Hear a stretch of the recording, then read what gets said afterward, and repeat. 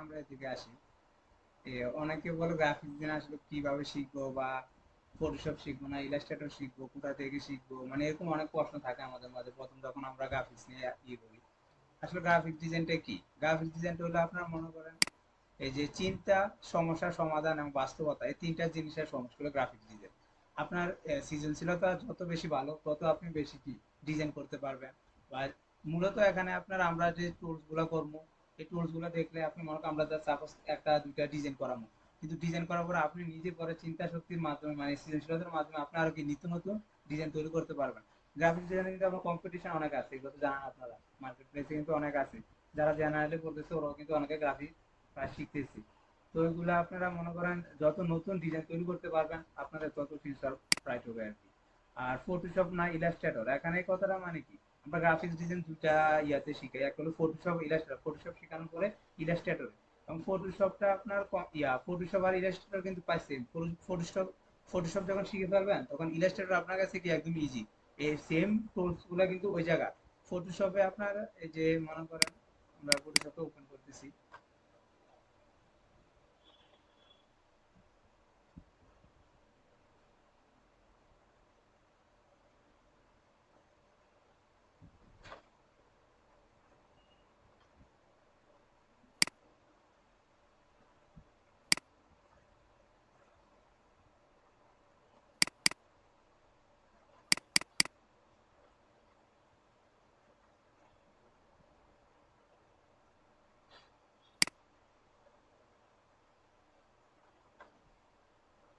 দেখেন এটাকে জুম করি আমরা।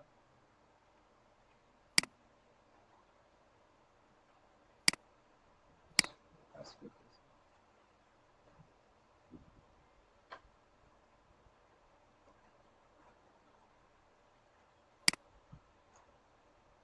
এই যে দেখেন, এই যে ছোট ছোট বর্গাকার যে ঘরগুলো আছে না, এগুলোর প্রত্যেকটা পিকচার ফটোশপ আপনার একাধিক পিক্সেলের সমন্বয়ে গঠিত।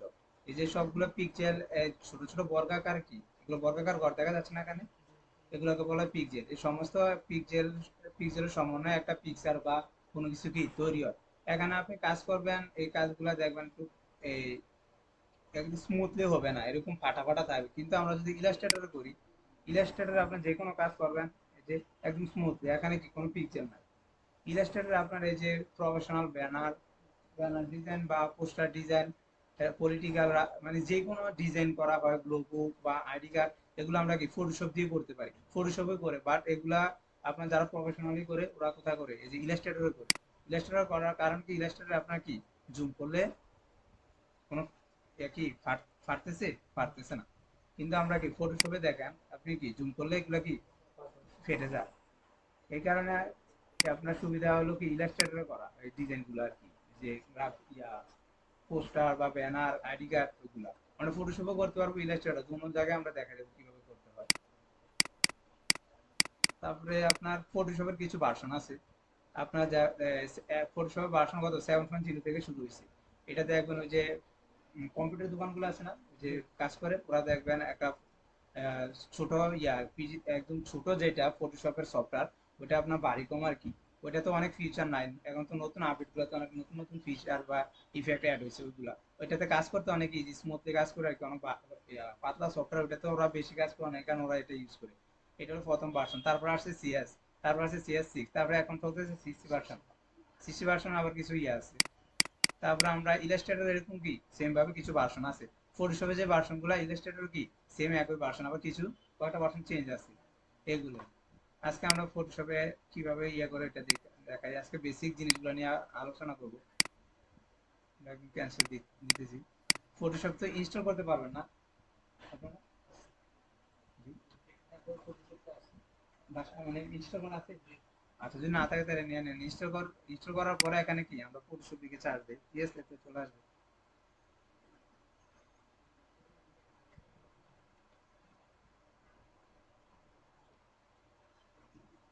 এই দেখেন, এটা ফটোশপ কত 2023। আপনারটা কত আছে আপনি ভার্সন? আপনার কাছে আছে? আচ্ছা, আপনারটা না থাকলে আমার কাছ থেকে নিয়ে নিন, এটা আনইনস্টল করে এটা ইনস্টল করে নিন। আচ্ছা, ওপেন করার পরে কি আমাদের কাছে এরকম একটা পেজ আসছে। আমরা এই যে এটা কি নিউ ফাইল, এখানে ক্লিক করব। আচ্ছা, আমি একটু কিছু কমাই দিই আমার। আচ্ছা, আমি নিউতে ক্লিক করার পরে দেখেন এখানে কি আছে, রিসেন্ট, মানে রিসেন্ট আমি যে ইয়াগুলো নিয়ে কাজ করছি ওই কাজগুলো এখানে কি ইস্যু করতেছে। আপনি চাইলে কি এটা হলো আপনার, এই যে আমরা একটা ডকুমেন্ট নিয়ে কাজ করব, এটা কি সাইজ, এখানে কিছু ডিফল্ট সাইজ দেওয়া আছে। যে আমরা নরমালি কি A4 সাইজে আমরা যে প্রিন্ট পেপার গুলো ইউজ করি বা আপনার জব শিট যে লিখেন, ওগুলো কি A4 সাইজে বেশিরভাগ আমরা কাজগুলো করি। আর যদি আমরা ব্যানারের জন্য কি আলাদা সাইজ আছে, এগুলো আমরা দেখাবো। যে সেভের ভিতরে আসেন, আপনি চাইলে কি এই যে এখান থেকে আবার আপনি চাইলে এখানে কাস্টমাইজ করে নিতে পারেন। যে এখানে আপনাদের নাম দিয়ে যেমন ইউটিসি লিখলাম, এখানে কিন্তু আমি যদি ডিরেক্ট এখানে ডাবল ক্লিক করি তাহলে কিন্তু এখানে যেটা আছে ওইটা আমার কি এখানে চলে আসছে। বাট আমি যদি দেখেন এই যে এখানে যদি আমি ইচ্ছা করলে কি হাইট ওয়েট দিতে পারবো। আমরা কি পিক্সেল আছে, ইঞ্চি আছে, সেন্টিমিটার আছে, মিলিমিটার আছে, পয়েন্ট পিক্স এগুলা ইউজ হয় না। তো আপনার এই যে পিক্সেল, ইঞ্চি, মিলিমিটার, সেন্টিমিটার, মিলিমিটার এগুলো ইউজ করা হয়। তাহলে আপনি কি আপনার মতো করে এখানে কি হাইট ওয়েট দিতে পারেন।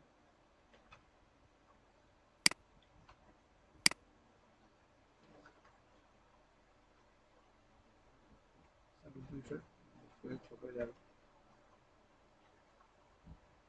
900 দিলাম। দেখেন ক্রিয়েট দিলাম, তাহলে কি আমার এই যে লিখিত সাইজ অনুযায়ী কি এখানে একটা কি পেজ আসছে। তারপরে এখানে আছে কি ফটোর জন্য কি কিছু ওদের ডিফল্ট সাইজ দেওয়া আছে, আপনি চাইলে এগুলো কি ইউজ করতে পারবেন। তারপর প্রিন্টের জন্য কিছু সাইজ দেওয়া আছে, লিগ্যাল সাইজ আছে, লেটার সাইজ আছে, তারপরে কি ট্রাভেলড আছে, তারপরে A4 সাইজ আছে। তারপরে আর্টের জন্য কিছু সাইজ আছে, ওয়েবের জন্য যদি ওয়েবসাইট যদি ডিজাইন করতে চান, ওয়েবসাইটের জন্য কিন্তু গ্রাফিক্সেরও কিছু ডিজাইন করে অনেকে দেয়, ওইগুলোর জন্য কি এখান থেকে নিতে পারেন। দেন আবার মোবাইলের জন্য আছে। তারপরে ফিল্ম অ্যান্ড ভিডিওর জন্য কি কিছু সাইজ আছে, এগুলো কি ডিফল্ট ভাবে দেওয়া আর কি, আপনারা চাইলে এগুলো ইউজ করতে পারবেন। আর নরমালি এখানে আর যদি লিখতে চান তাহলে এখানে কি দিবেন, ওই যে আপনার পেজটা কি নাম হবে ওই নামটা দিবেন এখানে, আর প্লাস এখানে কি সাইজগুলো দিবেন। তারপরে হরিজন্টাল আছে। আরেকটা জিনিস, এই যে রেজুলেশনের একটা ব্যাপার। রেজুলেশন বলতে কি বোঝেন? রেজুলেশন হলো আপনার যে দেখুন কোন একটা ইমেজ বা ফটো, রেজুলেশন যত বেশি হবে ছবিটা তত কি হাই পরিষ্কার বা হাই কোয়ালিটি হবে। তাহলে কি সবসময় এখানে রেজুলেশন 300 দেওয়ার চেষ্টা করবেন, 300 রেখে কাজ করবেন। আর এখানে কি পিক্সেল, ইঞ্চি বা পিক্সেল, সেন্টিমিটার যেটা দেন এটা আপনার দিবেন, পিক্সেল ইঞ্চিতে রেখে কাজ করা বেটার। তারপরে এখানে এখানে তো পিক্সেল গুলো বললাম। তারপরে দেন এটা যদি কি এই যে আমরা যদি হরিজন্টাল ভার্টিক্যাল এগুলো তো হচ্ছে পাশাপাশি সোজা, এগুলো তো বোঝেন। আর এখানে যে পেজটা, আপনার পেজটা কোন কালার দিতে চাচ্ছেন, হোয়াইট, ব্ল্যাক বা ব্যাকগ্রাউন্ড কালার যদি অন্যগুলো দিতে চান এগুলো সিলেক্ট করে দিবেন। এখানে কিন্তু আপনার কি কালারটা শো করবে, এখান থেকে চাইলে আপনি কি কালারটা দিতে পারবেন। এটা কালারটা দিলে কি হয় দেখেন, এটা আমি যে পেপারটা নেব ওটা কি কালারটা এখানে আসবে।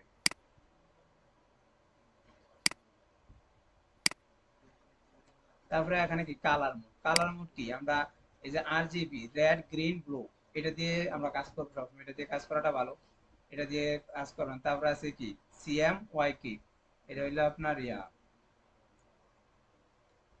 সায়াম, আচ্ছা ওইটা এটা মনে আসতেছে না। আচ্ছা এগুলা বলবো আমি নেক্সট ক্লাসে এগুলো নিয়ে। এখানে আমরা সবসময় কি RGB যেটা আছে ওটা নিয়ে আমরা কাজ করব। আর এখানে বিটার ইয়াটা আমরা পরবর্তীতে যখন কাজ করতে যাব তখন বিটার কাজ আসলে তখন ওগুলো দেখাবো। জাস্ট আমাদের কি ফেস সেটআপটা জাস্ট দেখালাম। ফেস সেটআপ করতে ক্রিয়েট তো করতে পারবেন নাকি। এখন আসেন এইদিকে, এই যে টুলস বার গুলোর ভিতরে আমরা এই যে এখানে কি এই যে চিহ্নটা যদি ক্লিক করেন তাহলে কি আপনার টুলগুলো কি একদম সিরিয়াল চলে আসবে। যদি এখানে আবার ক্লিক করেন তাহলে কি দুইটা সিরিয়াল আসবে। অনেক সময় যখন আপনার নতুন কাজ করবেন অনেক সময় দেখবেন কি এই যে এইটা এইদিকে চলে আসছে বা এরকম, তাহলে আপনি দেখা যায় কাজ করতে পারতেছেন না বা অসুবিধা, তখন এটা কিন্তু আপনি মাউসটা রেখে এখানে ডাবল ক্লিক করে কিন্তু আপনি আপনার ইচ্ছা মতো যেদিকে খুশি এদিকে কি মুভ করতে পারবেন। এটা জাস্ট আমি এখানে রাখলাম। তারপরে এই যে এখানে কাজগুলা অনেকগুলা অনেক সময় দেখবেন কি এগুলা হাইড হয়ে গেছে, মনে করেন কেটে গেছে, তখন কিন্তু আপনি কাজ করতে পারতেছেন না। তখন চিন্তা করার কিছু নেই, যে উইন্ডো একটা অপশন আছে এখানে চলে যাবেন। যাওয়ার পরে এই যে ওয়ার্ক স্পেস, এখানে ক্লিক করার পরে রিসেট একটা অপশন আছে না, এখানে ক্লিক করেন তাহলে কি চলে আসতেছে। তাহলে আমাদের যদি প্রয়োজন মনে করেন এগুলোর বাইরে যদি আরো অনেক অন্য কিছু প্রয়োজন হয়, যেমন এখানে আছে আপনার হিস্টোরি আছে, তারপরে আচ্ছা আমি লেয়ারটাকে কি আনসিলেক্ট করে দিচ্ছি, তাহলে লেয়ারটা আমার চলে গেছে। আমাদের ফটোশপে কাজ করার জন্য কিন্তু সবচেয়ে গুরুত্বপূর্ণ যেটা, এটা হলো লেয়ার সিলেক্ট করা। লেয়ার নিয়ে কিন্তু আমরা কাজ করব, যখন কাজ করব তখন দেখতে পাবেন। এই লেয়ারটা কিন্তু চলে গেলে আপনি কাজ করতে পারবেন না, তখন লেয়ারটা কোথা থেকে নিয়ে আসবেন? এই যে উইন্ডোতে যাবেন, জাস্ট কি লেয়ারে ক্লিক করলে কিন্তু আপনার কি এই যে লেয়ার, প্রত্যেকটা লেয়ার এখানে যেগুলো কাজ করবেন সবগুলো চলে আসছে। তারপরে আছে আপনার আর কোনটা প্রয়োজন আমাদের, যে স্টোরি দিতে চান স্টোরি আসবে। তবে আপনারা কাজ করার সময় তো বুঝবেন যে আপনার কোনটা প্রয়োজন।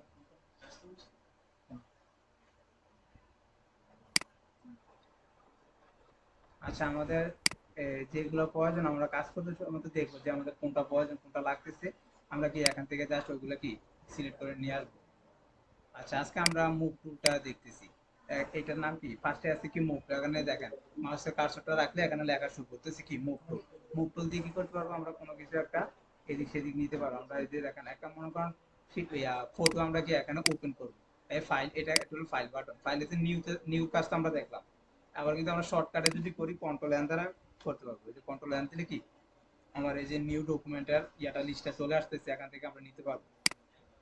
আচ্ছা আমরা ফাইলে যাচ্ছি, ওপেনের জন্য কি ওপেনে ক্লিক করব, করার পরে আপনি যে ইমেজটা ওপেন করবেন ওই যে লোকেশনে যান।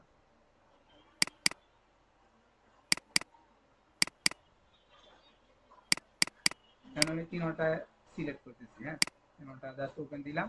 আমরা দেখেন আমরা ওইগুলো কেটে দিচ্ছি এক্সট্রা কাজগুলো। এই তিনটা কি আমাদের এখানে কি ওপেন হয়ে গেছে। তাহলে আমরা যদি এটা, যে ছবিটা, হ্যাঁ এটা যদি আমরা মুভ করতে চাই, দেখেন এটা কি, এটার নাম হলো মুভ টুল। এটা আমরা যদি এই যে এটা দেখেন মাউসটা জাস্ট লেফট বাটন ক্লিক করে এটা যেদিকে নেব ওটা ওইদিকে যাবে, আমরা ওই পেজটাতে নিয়ে এখানে জাস্ট ছেড়ে দেবো, এখানে চলে আসছে। আমরা এটা অন্য আয়তেও করতে পারি, যেমন এটা আমরা কেটে দিচ্ছি, এটা এখানে আছে না, এই যে এটাতে কি রাইট বাটন ক্লিক করবেন, এই যে ডুপ্লিকেট লেয়ারে ক্লিক করেন। তারপরে কি এই যে এখানে কি একটা নাম দিতে পারেন, আর এটা আমরা কোথায় নেব,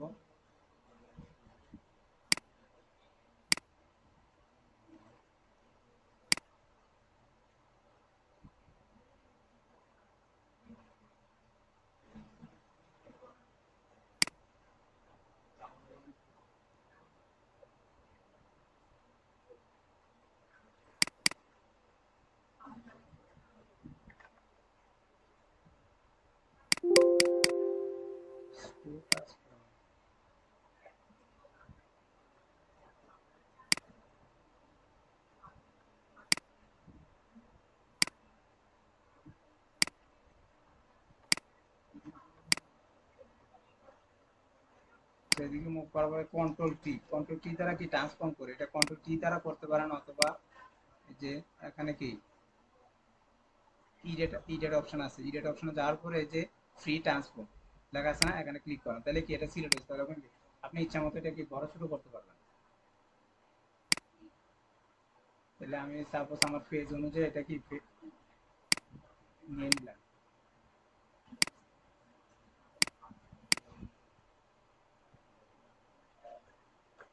তারপরে আমরা সাপোজ এই যে এটা, এটা হলো পিএনজি, পিএনজি ফাইল চিনেন, পিএনজি আর জেপিজি। আমাদের এই যে একটা ইমেজ, প্রত্যেকটা ইমেজের দুইটা জিনিস থাকে, একটা সাবজেক্ট একটা অবজেক্ট। এখানে ফুড ইমেজ নাই, সাপোজ একটা ছবি আমি ওপেন করতেছি, হ্যাঁ এই যে ছবিটা দেখেন, এটা দুইটা জিনিস, এটা পেছনে যে ব্যাকগ্রাউন্ড এটাকে বলা হয় অবজেক্ট, আর এই যে এটাকে বলা হয় কি সাবজেক্ট। তাহলে আমরা যেটা অবজেক্ট থাকবে না, শুধু মানে এই সাবজেক্টটা থাকবে, এটা হলো পিএনজি।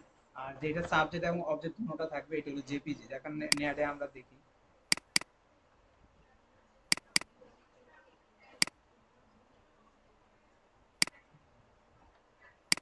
কি আর পিএনজি দেখি। এখানে এখানে ক্লিক করেন,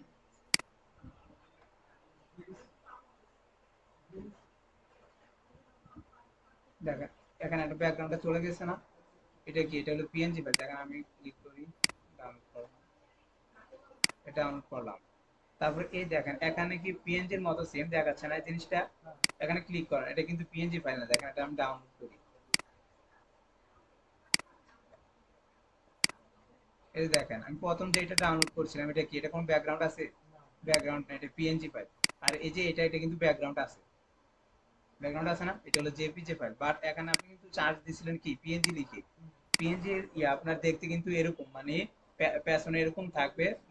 আর জেপিজি যেগুলা, এগুলা কি পেছনে এরকম কালার থাকবে। কিন্তু আপনি যখন নেট থেকে কালেক্ট করবেন তখন এরকম যেগুলো পিছনে হোয়াইট কালার থাকবে ওগুলোতে ক্লিক করবেন। ক্লিক করার পরে যদি আপনার কি ব্যাকগ্রাউন্ডটা চলে যায় বুঝবেন কি এটা পিএনজি।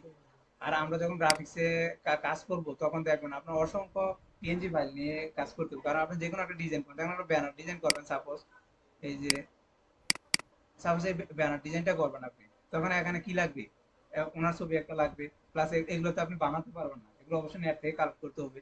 তখন নেট থেকে কালেক্ট করার জন্য আমরা কি, যদি পিএনজি ফাইল লাগে, সাপোজ দেখলাম বঙ্গবন্ধু পিএনজি, লেখা বঙ্গবন্ধুর কি পিএনজি ফাইল চলে আসবে ব্যাকগ্রাউন্ড ছাড়া, এরকম। তাহলে আর সব সময় কি করবেন, নেট থেকে যখন ডাউনলোড করবেন, যখন সাপোজ এটাতে ক্লিক করলেন, একটু ওয়েট করবেন, একটু ওয়েট করার পরে দেখবেন ছবিটা একটু এইচডি কোয়ালিটি পাবার আসবে।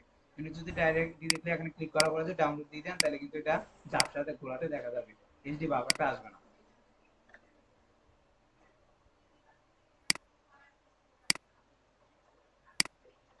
আচ্ছা, আমরা যে পিএনজি ফাইলটা এখানে ইয়ে করি, ওপেন করি। ওপেন কোথায় করেছিলাম, ডেস্কটপে সেভ দিয়েছিলাম। সরি, এটা না।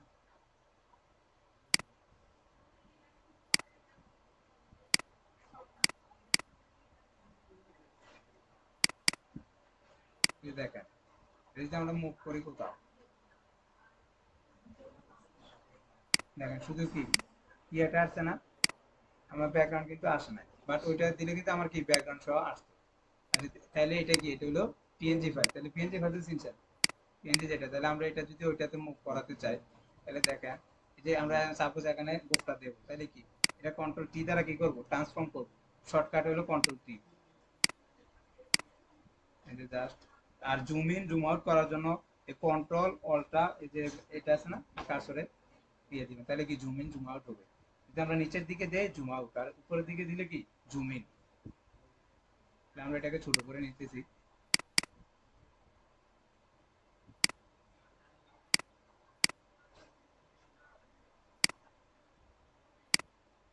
সাপোজ কি এখানে দিলাম, আমরা কিন্তু এগুলা কিন্তু এখন কি স্মুথলি হইতেছে না। আমরা যখন কাজ এই টুলস গুলার ব্যবহার জানবো বা করবো, তখন দেখবেন আপনি কি স্মুথলি এগুলা একদম ম্যাচ হয়ে যাবে। কিন্তু আমি জাস্ট এখন কি করতেছি, মুভ টুলটার কাজটা দেখাইতেছি যে আমরা কিভাবে মুভ করবো। তারপর সাপোজ এটা এটা আমরা নিয়ে যাচ্ছি ওইদিকে।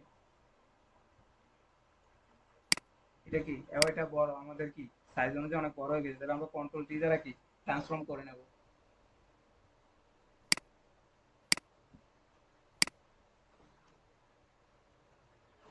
তাহলে কি এখন আপনার এটা কিন্তু চাইলে কি আপনি ঘুরাতে পারবেন, এই যে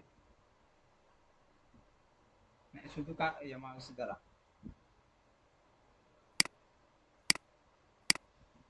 তারপর আমি এভাবেও দিতে পারবো, জাস্ট ক্লিক করে দিলেন, এটা হয়ে গেল। কন্ট্রোল টি দ্বারা যদি চান একটু ছোট করতে বা বড় করতে, তাও পারবেন। আর জুম ইন জুম আউট, তাহলে এগুলো বুঝছেন। আচ্ছা, আরেকটা জিনিস, সেটা হলো মনে করেন আমরা এই যে আরেকটা কাজ করি, দাঁড়ান, একটু বড় করে সাপোজ এই ইমেজটা এই যে এখানে দিলাম। এখন মনে করেন আপনি চাচ্ছেন যে গ্রুপের যে লেয়ারটা, এই যে এগুলো কিন্তু প্রত্যেকটা এক একটা আলাদা আলাদা লেয়ার, প্রত্যেকটা কিন্তু আলাদা আলাদা লেয়ার। যে দেখেন এটা কি, এটা একটা লেয়ার। তারপরে এই যে গ্রুপেরটা, এটা একটা আলাদা লেয়ার। যে এটা এটা একটা আলাদা লেয়ার। এই যে এখানে যদি আমরা ক্লিক করি, নতুন একটা লেয়ার ক্রিয়েট হবে এই যে প্লাস আইকনে। কিন্তু আপনি দেখেন আমরা যদি এই যে এইটা সাপোজ আমরা কি এই ফুলটার উপরে গোফটা তুলতে চাচ্ছি, তখন আমরা কি করবো, এই যে গোফের লেয়ারটা কি আছে, এই যে ফুলের লেয়ারের নিচে আছে না, তাহলে আমরা কি করবো, এটাকে ড্র্যাগ করে উপরে দিয়ে দেবো। দেখেন উপরে দিয়ে দিলে কি আমার গোফের লেয়ারটা কিন্তু ওই লেয়ারের উপরে চলে গেছে। লক্ষ্য করছেন, এগুলো কিন্তু আপনার কাজ করতে গেলে তখন এগুলো দেখবেন, এগুলোর ব্যবহার। তাইলে আপনি চাইলে আবার কি করতে পারবেন, যে সাপোজ একটা কাজ করতেছেন আপনার এই যেমন এই ফ্লাওয়ারের কাজটাকে এখন প্রয়োজন হইতেছে না, আপনি এই যে এখানে ক্লিক করে দিবেন, তাহলে কি এটা হাইড হয়ে গেছে। আবার যদি এখানে ক্লিক করেন আবার শো করবে। আর চাইলে এগুলোর কি একটা নির্দিষ্ট লেয়ার গুলোর নাম দিতে পারবেন। এই যে এখানে ক্লিক করেন, সাপোজ বুক লিখলাম, এটা চাইলে কি। আবার আরেকটা জিনিস হলো এগুলা চাইলে আপনি কালার দিতে পারেন, যেমন রাইট বাটন ক্লিক করেন, এই যে এখানে কি রেড, চিহ্নিত করে দিতে পারেন যে আমার এইটা কি বুকটা এই কালার, রেড কালার বা ইয়েলো আছে, গ্রিন আছে, আপনি আপনাদের মতো করে কি এগুলো দিতে পারবেন।